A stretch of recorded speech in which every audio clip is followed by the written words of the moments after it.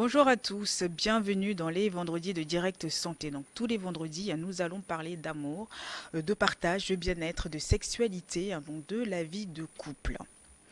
La communication sexuelle, c'est la capacité de faire part de ses préférences sexuelles, d'exprimer ses désirs, ses demandes, ses limites et ses besoins correctement. Donc il est important de comprendre l'importance que le contexte environnement peut avoir sur la qualité de la communication entre les partenaires. Donc on dit souvent que la clé d'une relation de couple stable et durable et l'épanouissement réside en la capacité des partenaires à communiquer. Cependant, certains sujets peuvent être plus délicats à aborder comme d'autres, mais il est capital de parler ouvertement de ce qui vous tracasse au quotidien, de vos joies et de vos peines. Donc, qu'est-ce que la communication sexuelle et comment faire? Quelle est la clé de la sexualité épanouie? Je suis accompagnée de Madame Rachida Traoré, qui est coach en relation de couple, qui est aussi organisatrice de mariage, qui est avec nous pour nous parler un peu de qu'est-ce qu'est la communication sexuelle au sein du couple. Et en deuxième partie de l'émission, Alexandra répondra à vos questions que vous nous avez envoyées sur notre numéro WhatsApp le plus 228 79 84 27 52. Bonjour Madame Rachida, comment ça va ce matin? Bonjour, ici, ça va. Ça va? C'est la pêche. C'est la pêche. Ah bah nous on est heureuse de vous avoir, Alexandra? Justement, bonjour madame et Bonjour, Alessandra. bonjour chers téléspectateurs. Donc aujourd'hui, Madame Rachida, on va, donc c'est sans tabou, les vendredis de Direct Santé, donc on va parler de la communication sexuelle au sein du couple. Donc justement, qu'est-ce que c'est que déjà la sexualité, la communication de sexualité au sein du couple, enfin pour avoir comment avoir un couple, une sexualité épanouie. Oui, merci, merci ici et bonjour aux téléspectateurs. D'abord, pour avoir une bonne communication dans un couple, je crois que le sexe a aussi une partie. C'est pourquoi ce serait bien qu'on parle aujourd'hui de la communication sexuelle. Parce qu'il y a la communication en général Oui. que nous avions, comment communiquer en couple, comment parler avec son mari, ses enfants, sa belle famille, ses propres parents. Il y a tout cela. Mais des fois, on oublie un peu la communication sexuelle. Mais quel est le rôle justement de la communication sexuelle au sein d'un couple? Oui, il y a plusieurs ingrédients dans un couple, normalement. Mais maintenant, le sexe vient s'ajouter peut-être à la préparation de cette bétonnière-là. Parce que je me dis que je prends juste un bâtiment. Pour construire un bâtiment, il faut faire un parpaing. Il faut du sable, il faut du ciment, il faut de l'eau. Voilà. Le sexe est un composant. Hmm. Parce qu'il n'y a pas que le sexe qui renforce un couple. D'autres me diront, il y a l'argent. D'autres me diront, il y a le respect. Mais le sexe occupe quand même, peut-être selon moi, Une grande partie. 50%. Ouais. Moi, Voilà. j'irais plus. Je vais dire 50% en moyenne, Mm, parce mm, que mm. nous avions différentes personnalités. Chez certains, il faut aller jusqu'à 80% de sexe et 20% d'autres choses. Chez d'autres, c'est 20% de sexe et 80% d'autres choses. Mais je crois que dans le sujet, on va le développer. Ok. Mais justement, comment communiquer ses besoins à son partenaire? Voilà. Avant de communiquer d'abord ses besoins à son partenaire, il est important de bien se connaître. Mm. Voilà. Il est très important de se connaître parce qu'il faut savoir d'abord si je suis une femme. Est-ce que je suis une femme vaginale?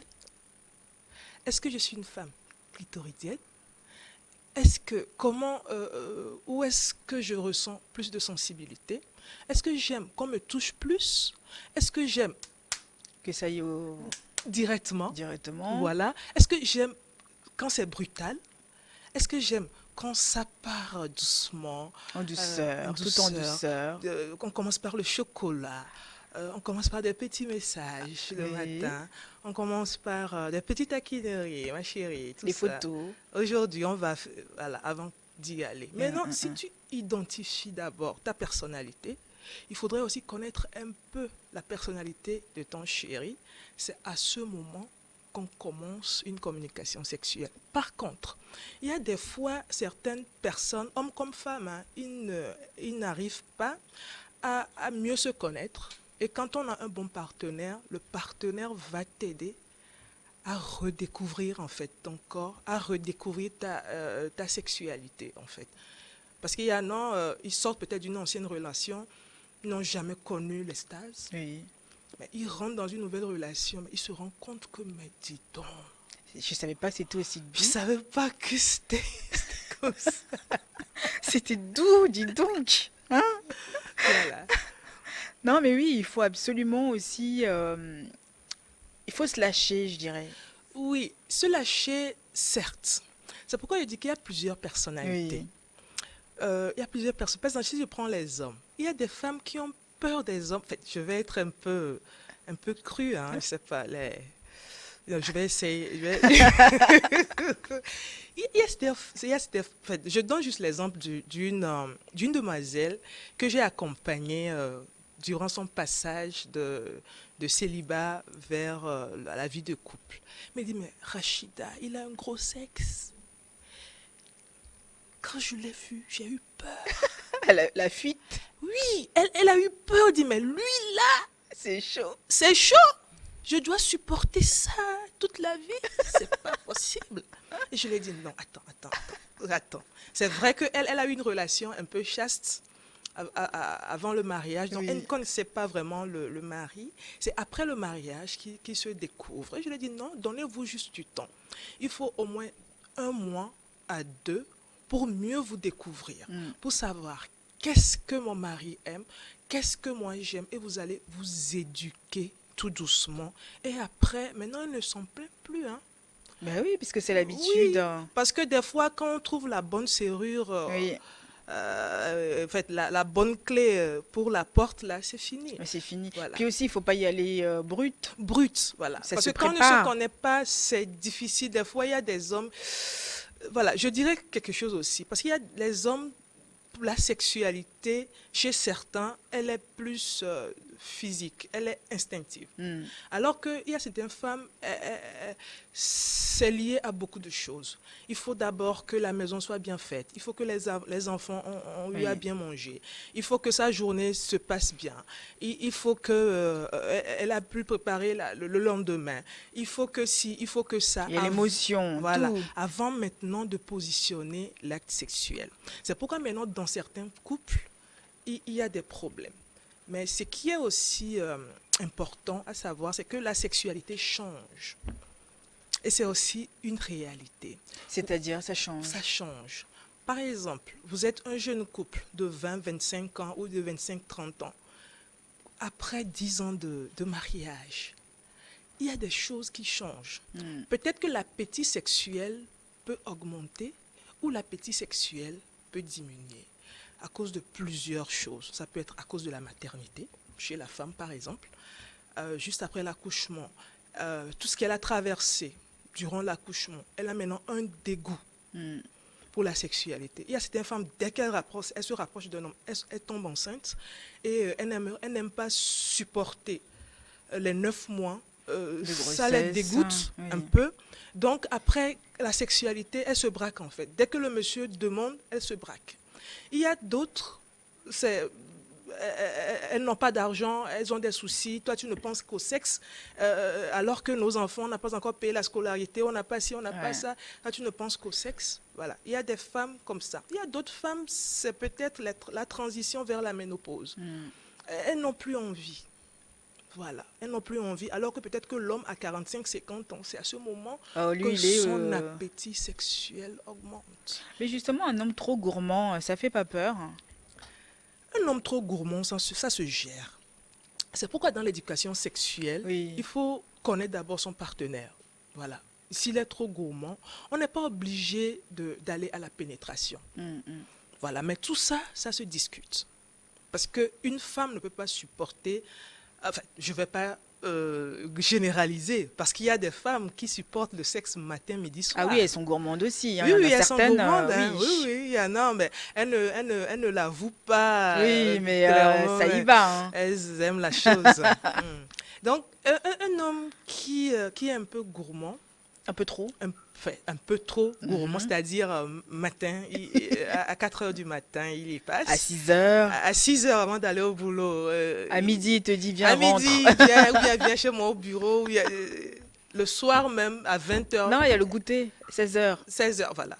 Donc déjà, une femme ne peut faire, une femme, je ne peux pas dire une femme normale, s'il trouve une femme qui ne correspond pas, Oui. qui n'a pas les mêmes envies au même moment, il y aura un petit souci. Mais ça se gère. Ça se gère parce que la communication n'est pas toujours la pénétration. Le sexe n'est pas toujours une pénétration Oui. sexuelle. Oui. Parce qu'il se peut que la femme, quand elle a fait aujourd'hui l'amour, 2 fois dans la journée, demain, après-demain, elle peut ressentir des douleurs, soit dans le vagin, soit à l'extérieur du vagin, soit elle a certains malaises qui ne lui permettent plus d'accepter confortablement son mari. Maintenant, l'erreur que certaines femmes font, elles ne partagent pas ces sensations Avec le mari. avec le mari. Parce que normalement, quand vous faites des relations sexuelles, il faut partager cela. Il faut savoir, je donne juste, il faut savoir, en fait, guider parfois son chéri. Vous êtes en plein débat sexuel, et tu dis non, non, ne va pas ici. Oui. Reste comme ça. Continue ce coup. Ça, j'ai bien apprécié. Arrête. Ne fais rien. Laisse-moi continuer. Voilà. C'est Ça ça. veut dire que même en plein débat sexuel, il y a une Il y communication. a l'échange, il faut. Voilà. Mais non, tu as mal. Il faut communiquer, il faut mettre des mots. Parce que le mari, ton chéri, ne peut pas savoir que tu as mal. Il ne peut pas imaginer que quand il a fait 4, 5, 8 fois l'amour cette semaine avec toi, Ça me fait mal. ça me fait mal. Et aussi, maintenant, il y a certains hommes. Ils ne sont pas aussi virils que ça, mais ils veulent montrer à la femme qu'ils sont voilà, virils. Qui gère. Et maintenant, il y a Ouais. des situations qui ne sont pas interrogées. Maintenant, avec les produits, il y a les hommes maintenant qui prennent des produits. Hein. Ils prennent des produits, des Viagra très compliqués là, qui sont toujours debout chaque fois juste pour montrer à la femme que c'est eux l'homme. Et en fait, ça les détruit. Ah bah oui, mais c'est un problème, Ça puisque les- s'il reste Voilà. debout pendant 3 heures, 3-4 Voilà. heures, c'est un problème. Alors qu'il fallait juste échanger avec Oui. sa partenaire pour lui dire que ah, moi, mon rythme sexuel est C'est de ça. temps. Ah bon, c'était ça ton rythme sexuel. Je croyais que tu en voulais chaque jour. Non, je ne veux pas chaque jour. C'était juste pour te faire plaisir. Tu vois, et quand il commence ce genre de discussion, le monsieur aussi va doser. Il va diminuer ces produits-là Ces produits. qu'il prend juste pour paraître viril devant sa chérie parce qu'il croit que sa chérie va l'aimer En faisant. en faisant chaque fois l'amour et en ouais. étant en durant plus longtemps que possible. Et pourquoi ce manque de communication, justement? Pourquoi cette peur? En fait, des fois, pour les femmes, certaines femmes ont peur de communiquer parce qu'elles vont dire que l'homme va considérer qu'elle a eu une vie un peu facile. Elle s'est laissée trop aller. Elle a connu trop d'aventures. Donc, des fois, une femme qui va se mettre à guider un homme, à lui dire si non, il faut faire ça, on va essayer. C'est comme si elle a connu d'autres personnes. Un homme, des fois, c'est plus facile pour eux, mais il y a des hommes très timides. Il y a des hommes très timides aussi qui n'arrivent pas à mettre des mots Oui.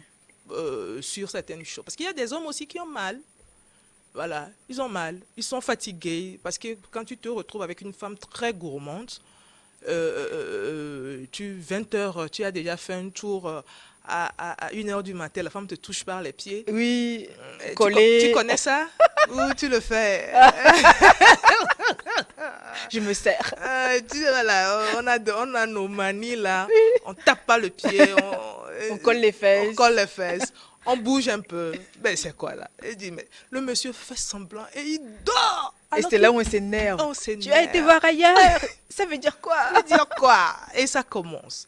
Alors qu'il fallait juste expliquer à la demoiselle, aujourd'hui, je suis fatiguée. Ouais. Et je ne peux pas faire le sexe, mais il n'y a pas que le contact sexuel. Mais il Il faut y a dire, d'autres Madame choses. Rachida, que on le comprend pas hein, quand l'homme ne veut pas. Quand l'homme est fatigué, on le comprend pas, nous. Oui, on ne comprend pas, mais on ne sait pas aussi poser Ouais. les bonnes questions. Par exemple, nous, culturellement, Oui. il y a des manières aussi de booster la libido. de ton chéri Mm, mm, mm. par la nourriture. Parce que la nourriture est fondamentale pour pouvoir booster la libido de ton chéri. Et c'est pourquoi la femme est gardienne de beaucoup de choses. Oui. Parce qu'un foyer, une nuit, enfin, un foyer qui a de bonnes nuits, quand on dit souvent le lendemain, la femme chante, elle glorifie Dieu, elle est joyeuse, elle est ci, elle Le est grand ça. sourire Le jusqu'aux grand sourire oreilles. jusque-là, on sait que quelque chose va passer la nuit. Oui, mais avant que cela n'arrive, il faut que le monsieur mange bien. C'est ça, le ventre et le bas-ventre. Oui, le ventre et le bas-ventre. Il faut qu'il y ait ce qu'il faut pour pouvoir stimuler C'est le ça. gars. Donc, je me dis, il faut forcément.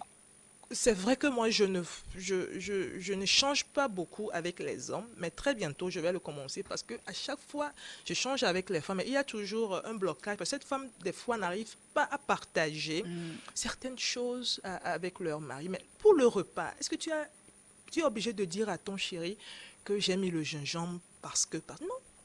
Mais par exemple, chez nous, un monsieur très culturellement bien centré, quand il vient, il se retrouve avec une bonne sauce de gingembre avec le foufou, il doit savoir qu'il y a match ce soir.